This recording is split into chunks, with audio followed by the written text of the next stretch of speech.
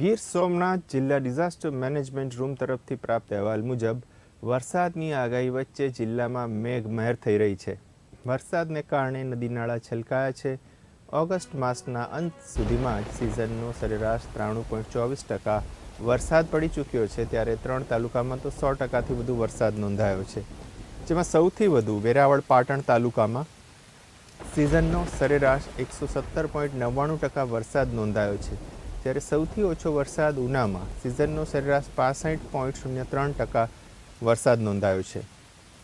ગીર સોમનાથ જિલ્લામાં ભારે વરસાદ પડશે તેવી હવામાન વિભાગની આગાહી વચ્ચે જિલ્લામાં મેઘમહેર થઈ છે, જેમાં સિઝનમાં અત્યાર સુધીના વરસાદના આંકડા જોઈએ તો ગીર ગઢડામાં સિઝનનો સરેરાશ 74%, તાલાલામાં સિઝનનો સરેરાશ 111%, વેરાવળ પાટણમાં સિઝનનો સરેરાશ 117%, સૂત્રાપાડામાં સિઝનનો સરેરાશ 105%, કોડીનારમાં સિઝનનો સરેરાશ 81% અને ઉના તાલુકામાં સિઝનનો સરેરાશ 65% વરસાદ નોંધાયો છે.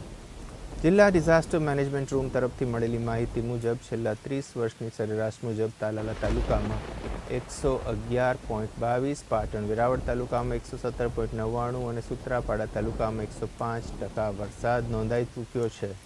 આથી કહી શકાય કે જિલ્લાના 3 તાલુકામાં સિઝનનો સરેરાશ 100%થી વધુ વરસાદ નોંધાયો છે.